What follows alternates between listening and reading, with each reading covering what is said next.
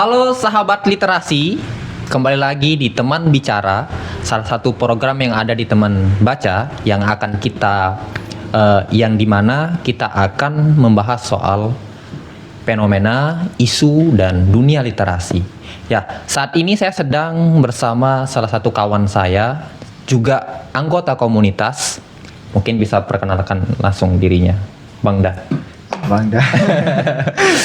Halo semuanya, perkenalkan nama saya Masrul Hakim. Kalau di komunitas saya biasa dipanggil Hakim. Kim.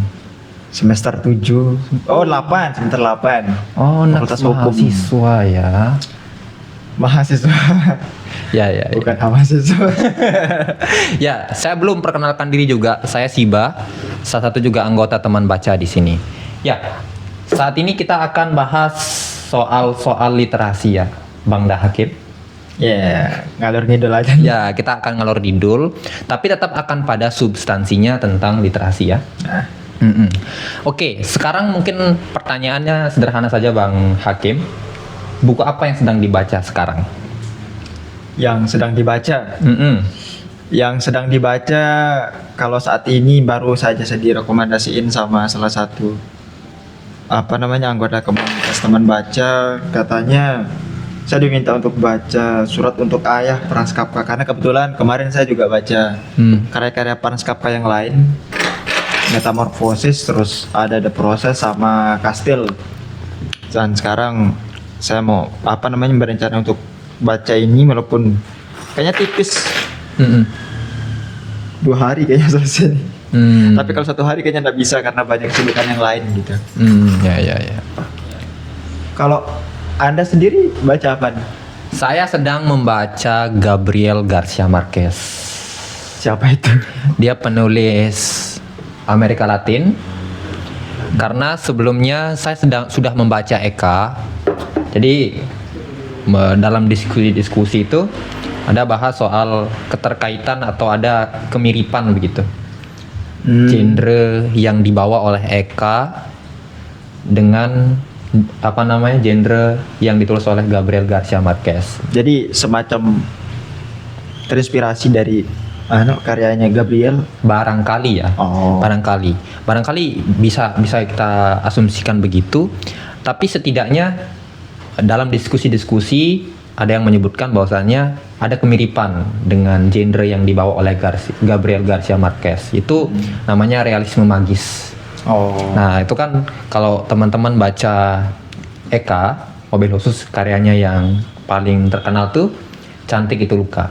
Nah, mungkin dengan dari segi narasinya, cara berceritanya, itu kita akan merasakan hal yang sama, dan itu saya rasakan ketika saya baru mulai membaca Gabriel Garcia Marquez. Oh. Itu karyanya yang saya baca pertama tuh 100 Years of Solitude atau 100 tahun kesunyian itu. Jadi semacam flashback itu setelah membaca Gabriel. Oh iya, sebenarnya bukan flashback ya. Cuma saya punya prinsip gitu. Membaca karya-karya itu saya mulai dari yang mudah dipahami, barangkali bisa disebut seperti itu ya. Yang lebih mudah dipahami, karena Eka kan tentu dia penulis Indo dan pasti menggunakan bahasa Indo. Dan kita sebagai pembaca kan tentunya pasti akan merasakan feel yang enak, mudah untuk memahami maksud ceritanya. Nah, ketika membaca si Gabriel Garcia Marquez, karyanya yang notabene-nya adalah kayak terjemahan.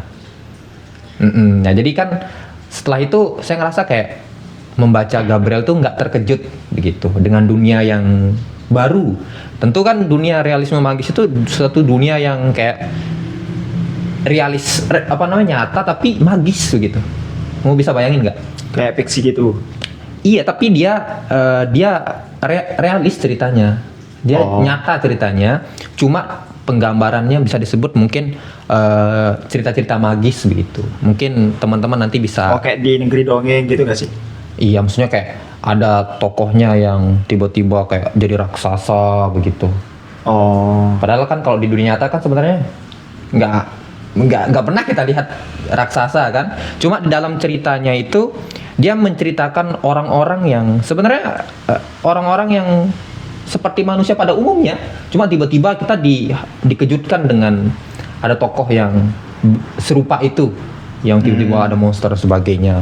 Jadi yang mati tiba-tiba hidup begitu. Itu kan hal-hal magis ya. Cuma ceritanya sebenarnya realis juga. Jadi itu genrenya realisme magis, kurang lebih begitu yang saya pahami begitu.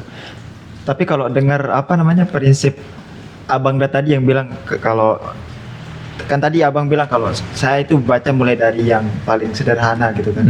Tapi kok kalau saya beda. Kenapa? Saya malahan baca yang menurut teman-teman itu agak sedikit tinggi gitu, baik dari bahasanya terus strukturnya dan lain sebagainya. Karena kan saya sebagai pembaca pemula nih kan, baru mulai terjun di buku-buku fiksi, saya langsung baca Kafka. Oh iya. Saya langsung baca George Orwell gitu kan. Mungkin itu buat teman-teman agak sedikit berat, tapi kalau menurut saya berat juga sih sebenarnya. Tapi karena mungkin karena saya baru terjun ke dunia fiksi, jadi saya nggak tahu indikator karya fiksi yang berat dan ringan itu kayak gimana. Jadi setelah saya terjun di situ ya saya nikmatin aja begitu apa adanya. Ya beda-beda sih. Ada yang itu sebenarnya tidak prinsip harus di semua orang kan. Orang-orang punya caranya masing-masing kan untuk menikmati karya sastra.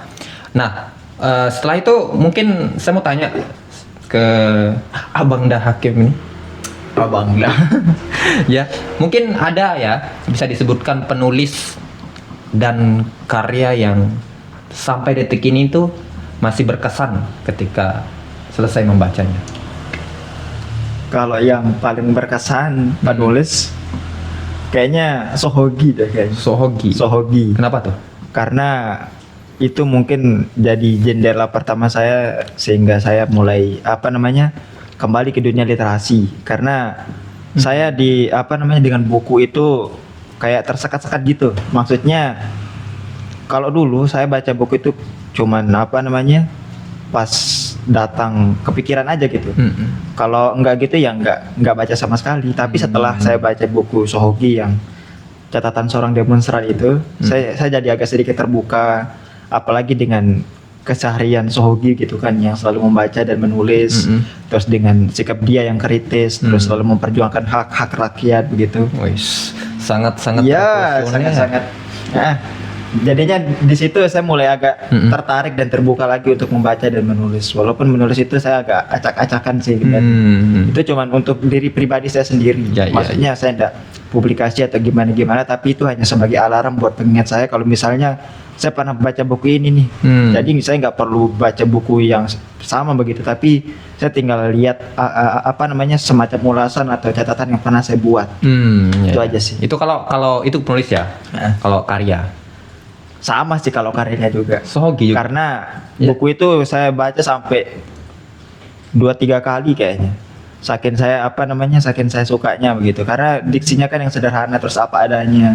Terus terangnya juga saya suka di situ. Nah, itu jadi salah satu alasan kenapa saya suka sama buku tersebut. Oh, berarti spesifik lah. Salah satu lah dari karyanya Sohogi. Yang itu. Karena saya cuma baca yang itu soalnya. Apa yang itu mana? Apa? Yang Catatan Seorang Demonstran itu. Catatan Seorang Demonstran. Nah. Itu kalau direkomendasiin cocok. Ya, jelas untuk para aktivis lah. Para aktivis ya. Para aktivis seperti Bang Da ya?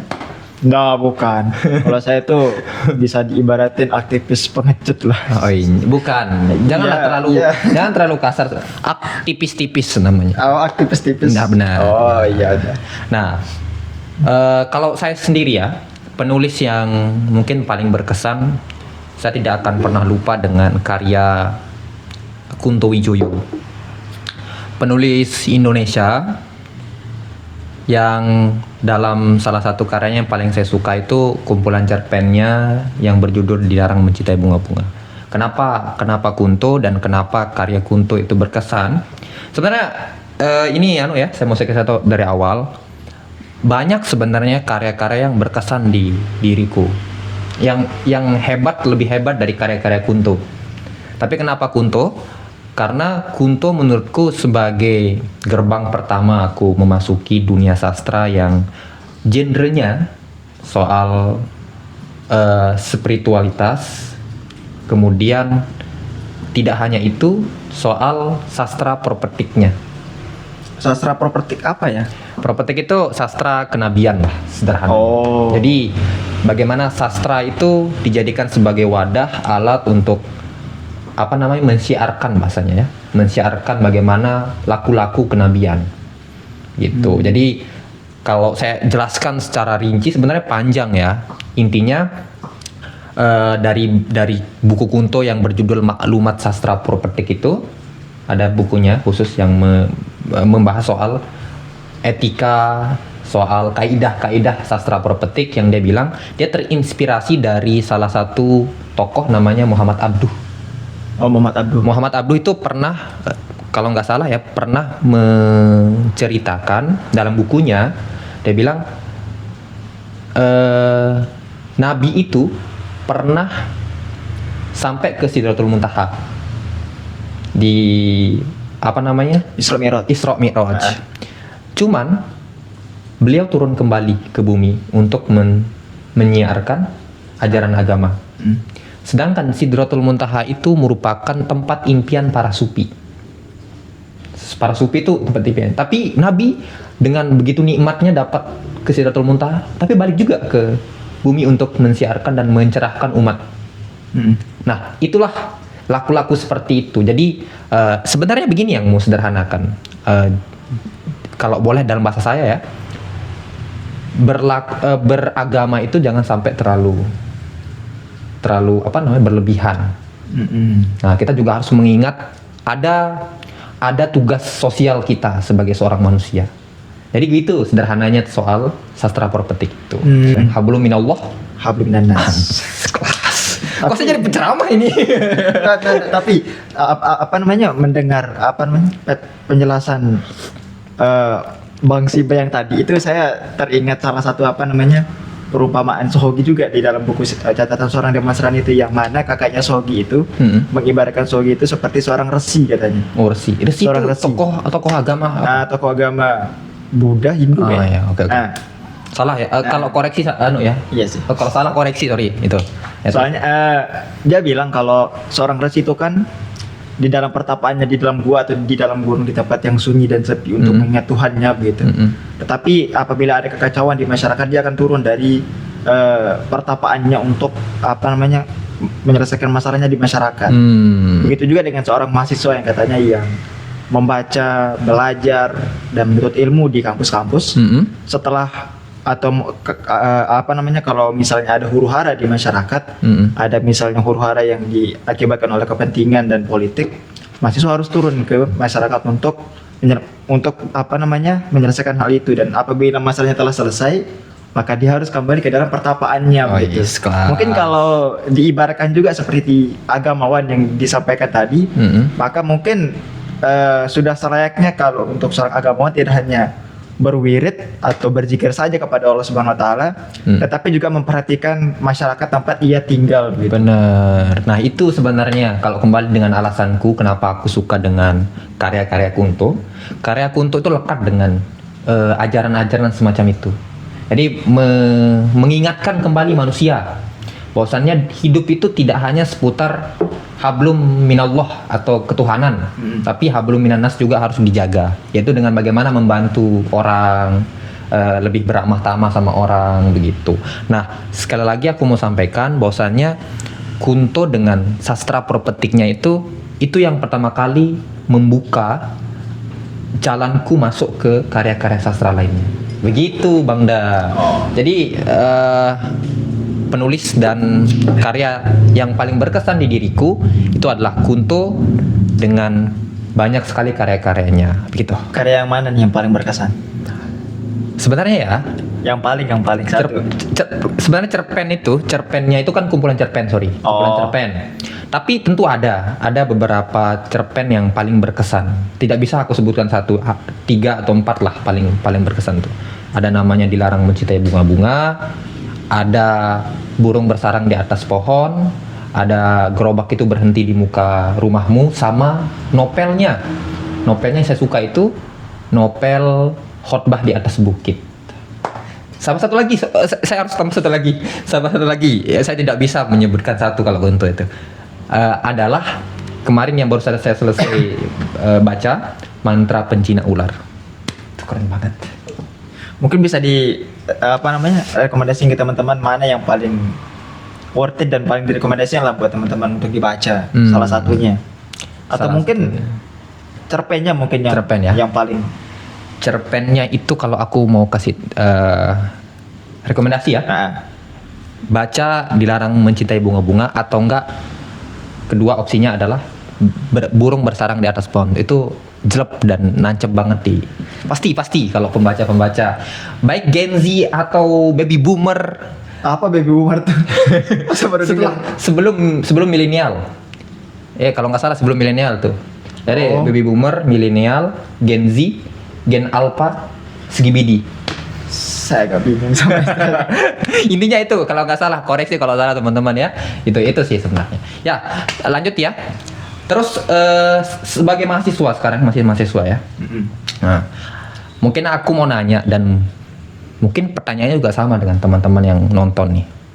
Bagaimana Bang Da Hakim menjaga ritme baca di tengah kesibukan yang lain? Sorry, sebelumnya apa ada kesibukan lain nggak?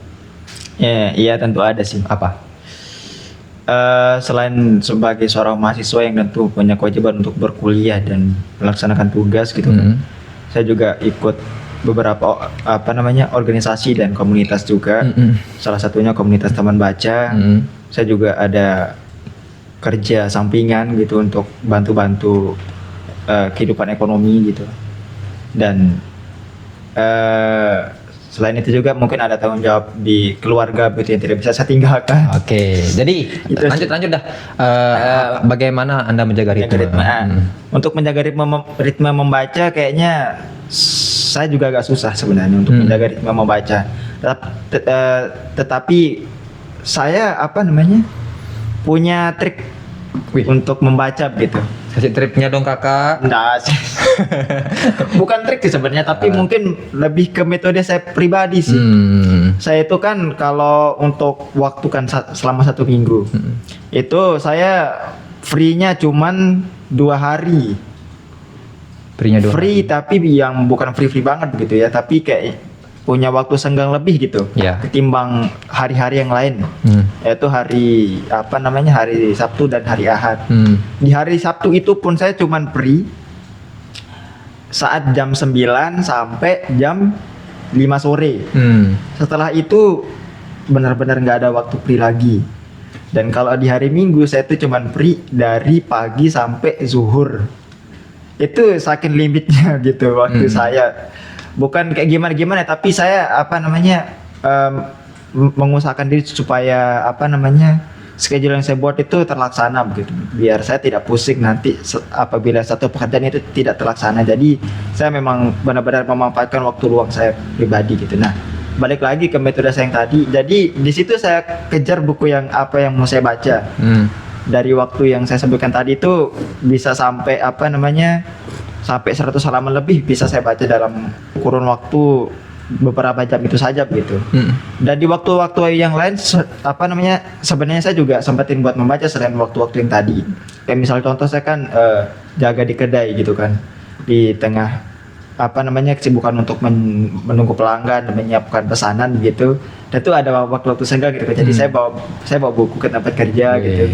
Jadi kalau di tempat kerja itu kayaknya kayak banyak orang ngobrol, terus suara musik, suara ribut motor di luar, itu kan benar-benar memecah konsentrasi. Benar. Tetapi saya belajar dari situ. Caranya adalah saya setiap kali membaca itu saya bisa dibilang tidak wajib sih, tapi selalu nyetel musik. Fungsinya adalah biar konsentrasi saya itu bisa tetap terjaga gitu, karena saya tahu kalau waktu-waktu senggang dan waktu-waktu tenang itu sangat susah untuk didapat. Jadi dari situ saya coba ngelatih diri saya, dan akhirnya saya jadi terbiasa gitu. Kalau saya nggak denger musik pas baca itu kurang enak. Nah jadi di situ. Jadi balik lagi ke metode yang saya pakai untuk menjaga ritme tetap membaca itu adalah memanfaatkan waktu senggang dan juga menyelipkan rutinitas membaca di sela-sela kegiatan sehari-hari. Itu aja sih. Kalau abang nih yang baru saja jadi jurnalis gimana nih? Langsung di sebelah. Ya oke. Kalau saya pribadi saya bisa dibilang dapat kelebihan lah karena saya tinggal di perpustakaan ya. Oh. Ya, jadi kalau ditanya bagaimana menjaga ritme, sebenarnya tidak terlalu punya kendala sih, selain mungkin kegiatan atau ya pekerjaan aja sih yang paling diprioritaskan sekarang. Pekerjaan, setelah itu kalau udah ada waktu ya baca. Kalau saya sekarang ya baru masuk kerja ya paling punya waktu itu malam hari aja. Tapi di pagi itu tetap kemudian kita membaca. Gimana? Memang saya punya, kalau sehari itu tidak satu buku. Oh. Ya, kalau pagi buku-buku yang press lah atau berat lah dan tanda kutip ya. Kayak buku-buku non fiksi. Baik filsafat atau buku-buku atau isei. Nah, kalau malam baru baca karya sastra atau karya fiksi. Itu saja sih sebenarnya. Kalau ritme mah intinya mah kesadaran aja sih menurut saya. Oh, kesadaran aja. Sebenarnya ya banyak hal yang sebenarnya mau mengganggu kita untuk jauh dari buku. Banyak distraksi sebenarnya. Benar sih, soalnya sebenarnya tergantung prioritas sih. Benar. Saya juga gitu. Di tengah kesibukan kan banyak kegiatan lain. Kalau misalnya kita taruh prioritas untuk membaca buku itu misalnya di akhir-akhir atau di yang paling akhir lah untuk dilakukan, itu mungkin bakal susah buat baca.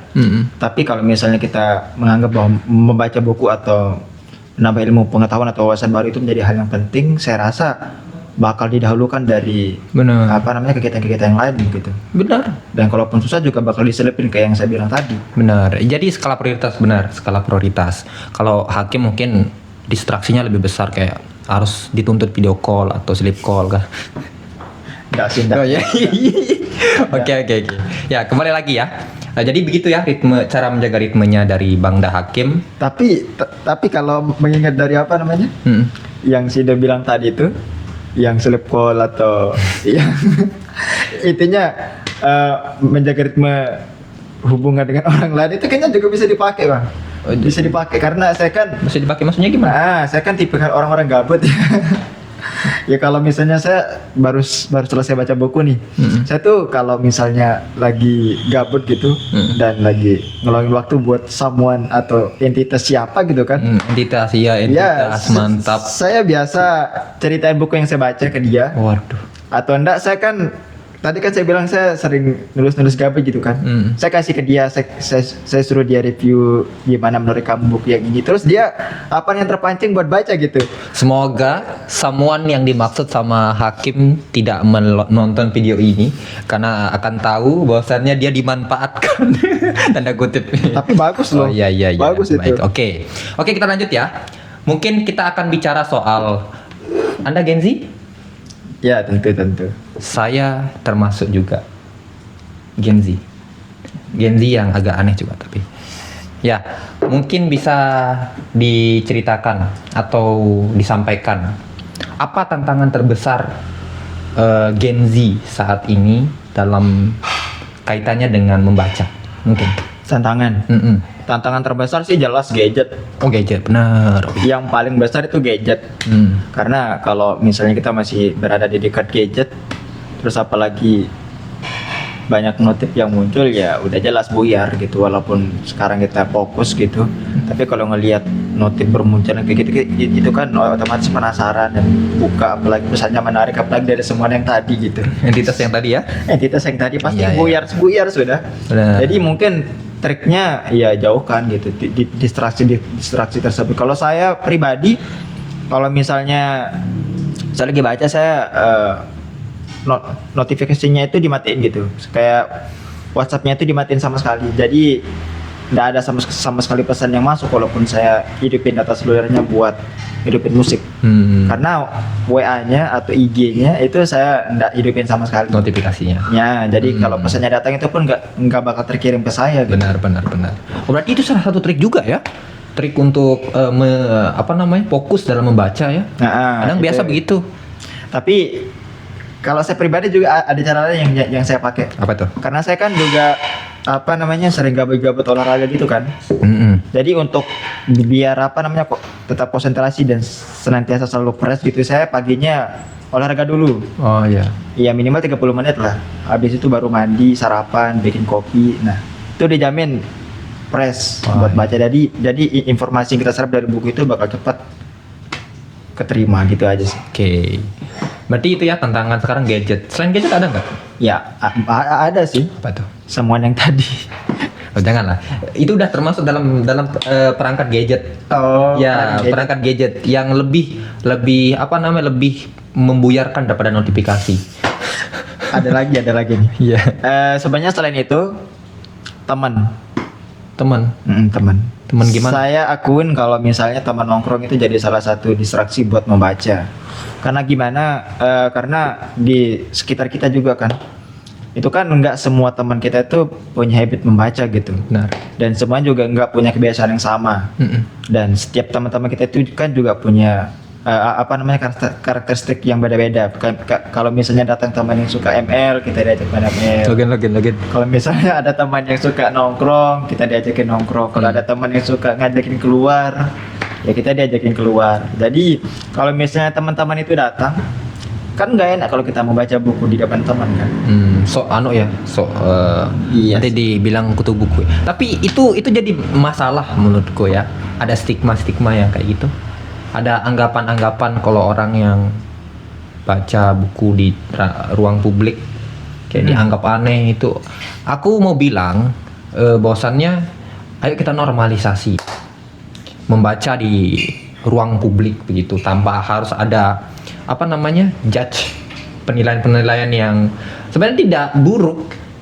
Misalnya bilang, "Wih, so rajin sekali." Itu kayak tapi beda feelnya kita yang di ngedengernya ya. Tuh. Saya ngakuin kayak gitu. Walaupun sebenarnya nggak secara langsung orang bilang kayak gitu di depan kita ya, tapi dengan apa namanya? Tatapannya. Kayak misal kita kan baca buku di bawah aula atau di mana gitu kan, yang tempat-tempat orang yang sama sekali tidak ada yang baca buku, cuman mungkin ngobrol atau Bawah aula mana? Nah, bawah aula. Bawah aula mana maksudnya? Ya kampus lah. Oke. Walaupun tidak ada yang katanya kita kayak gitu, tapi kita itu kayak merasa sungkan, kayak merasa malu buat baca. Benar. Karena emang itu di luar kebiasaan orang-orang normal gitu. Jadi saya kalau di bawah aula itu, saya bacanya ya saya sembunyi di tas. Wah. Saya buka buku terus tas saya di depan. Saya sembunyiin biar gak ada orang yang lihat kalau saya lagi baca buku. Benar. Nah, saking saya malu buat dilihat karena emang bukan jarang ya orang yang baca buku di situ. Padahal itu kan ruang-ruang kampus yang seharusnya tempat buku itu digaungkan. Benar. Tempat buku itu enggak semestinya asing gitu kan. Saya agak miris melihatnya jadi Iya. tempat rumahnya buku yang seharusnya rumah buku ya kan tapi menjadi asing buat buku ya nggak sih. Kayak terusir dari tanah air sendiri. Iya. Nah itu satu yang sebenarnya ingin sekali aku bilang bahwasannya ayo normalisasi hal-hal semacam itu kan. Apa salahnya kan orang ngebaca kan nggak ganggu juga ya kalau ngebaca sambil teriak-teriak ya beda itu baca puisi jatuhnya itu teman-teman ya mungkin teman-teman yang punya perasaan yang sama atau pengalaman yang sama soal agak ngerasa gimana kalau ngebaca buku di ruang publik mungkin kita bisa rembukan bersama teman-teman bisa taruh komentar di kolom komentar kita akan berdiskusi ya. Ada lagi nggak Kak Kanda Hakim? Untuk distraksi. Ya, distraksi. Distraksi selanjutnya kalau saya pribadi nih kalau enggak tuh teman-teman yang lain yaitu hobi.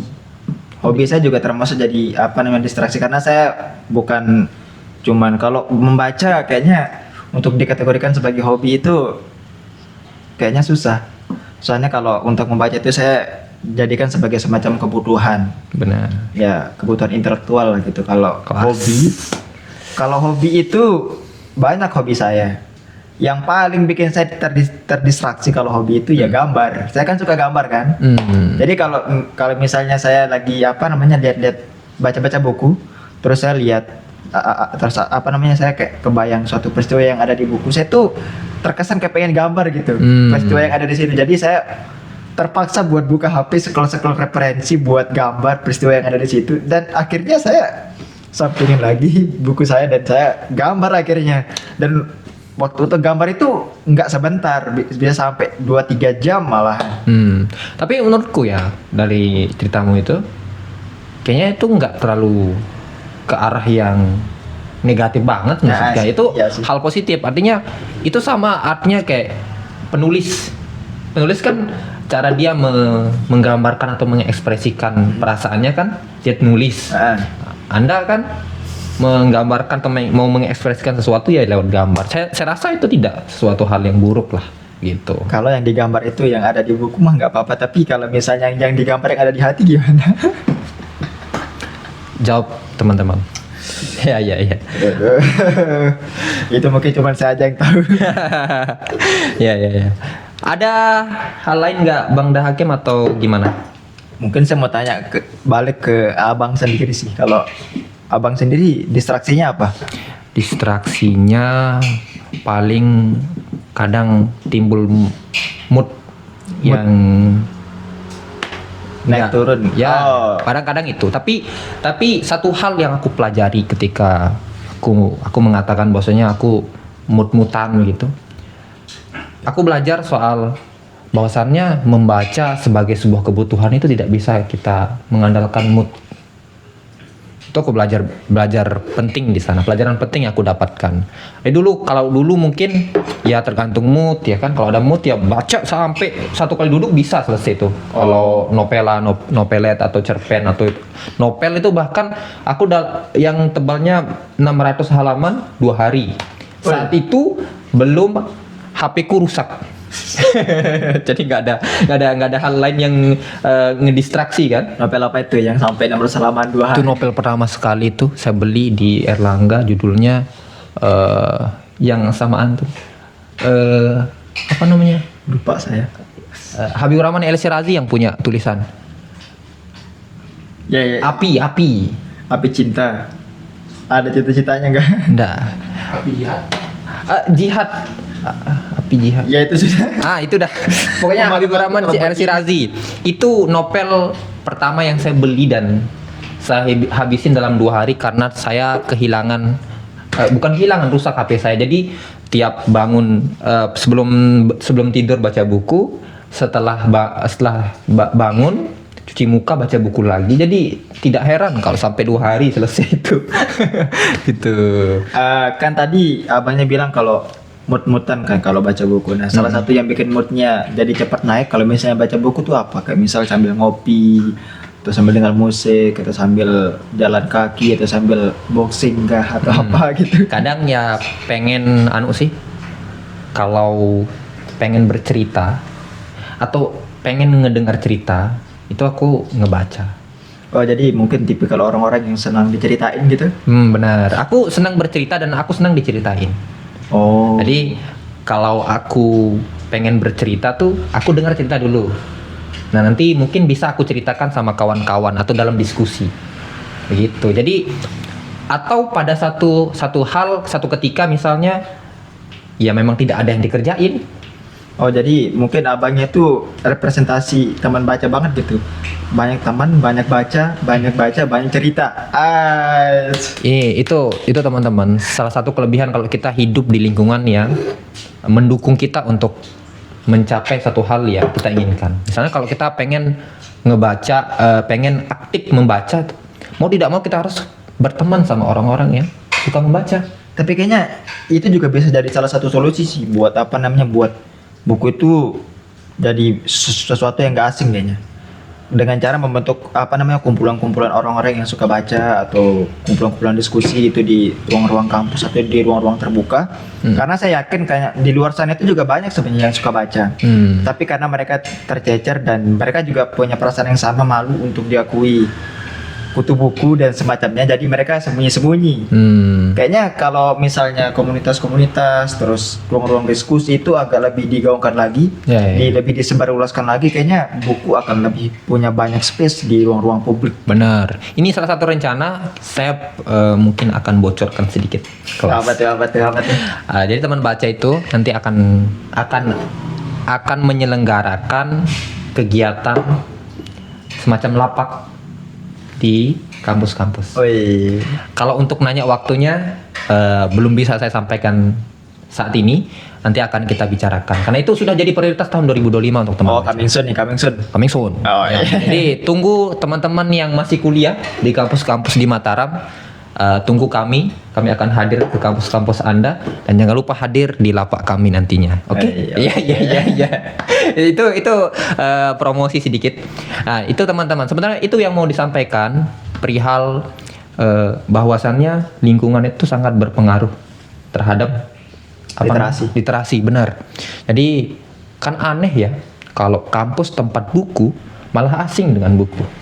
Nah, itu sebenarnya itu jadi tamparan keras untuk yang mengaku intelektual itu kan. Tapi yang sangat mungkin tidak mengaku intelektual ya, tapi sangat berintelektual ketika berdiskusi, tapi jarang baca buku. Nah kan itu mungkin patut dipertanyakan referensinya dari mana. seperti netizen kita. Oh, kalau netizen tuh komentarnya Wih. seperti filsuf. Seperti filsuf, tapi kalau pas ditahu buku bacaannya dikit, kan itu katanya Habib. Saya mau ngutip satu perkataan kurang lebih Habib milenial apa namanya? Habib Japar itu. Kalau mau tahu sejauh mana pengetahuan seseorang, lihat buku yang dia baca. Berapa jumlah buku yang dia baca gitu. Kok saya jadi tertampar? Ya, artinya kalau udah ada kemauan aja udah itu udah keren banget. Ya kan? Jangan sampai kita udah merasa sok tahu, diajak untuk membaca tapi nggak mau. 2, 3 kucing berlari. Nah ini tuh Saya mau mantun tapi cuma lupa. Sorong papan tarik papan. Buah keraji dalam perahu. Suruh makan dia makan. Suruh membaca dia tak mau. Oke, itu sebagai penutup kita untuk video untuk teman bicara kali ini. Ya, sungguh pantun yang sangat berkelas. Itu pantun dari siapa, Bang? Modifikasi dari Jarjit. Oh iya. Kita penonton Upin Ipin ya. Ya, teman-teman, sekali lagi terima kasih untuk yang sudah menonton dari tadi, menonton dan mendengarkan pembicaraan kami yang ngalur ngidul entah kemana-mana ini. Cuma pada intinya kami ingin menyampaikan bahwasannya di tengah era disrupsi teknologi ini, kecanggihan teknologi akal imitasi, semua kan dipermudah ya. Tuh, tapi kita tidak boleh terlena oleh kemudahan-kemudahan itu. Itu ada satu paradoks yang saya suka. Paradok lagi nih. Ya, ada paradoks yang suka. Di masa-masa sulit, selanjutnya akan ada masa-masa kuat. Di masa-masa kuat, selanjutnya akan ada masa-masa indah.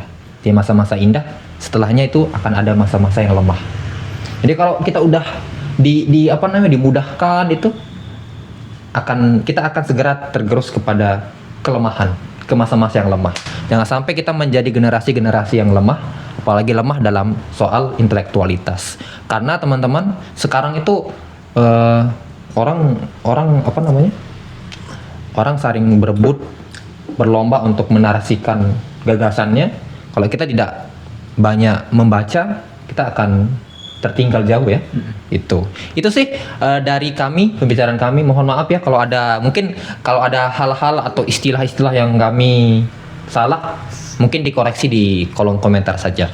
Oke, itu saja teman-teman. Jangan lupa like, komen, dan Subscribe. Kanal YouTube Teman Baca. Oke, selamat berjumpa kembali dan sampai jumpa di video-video selanjutnya. Bye bye.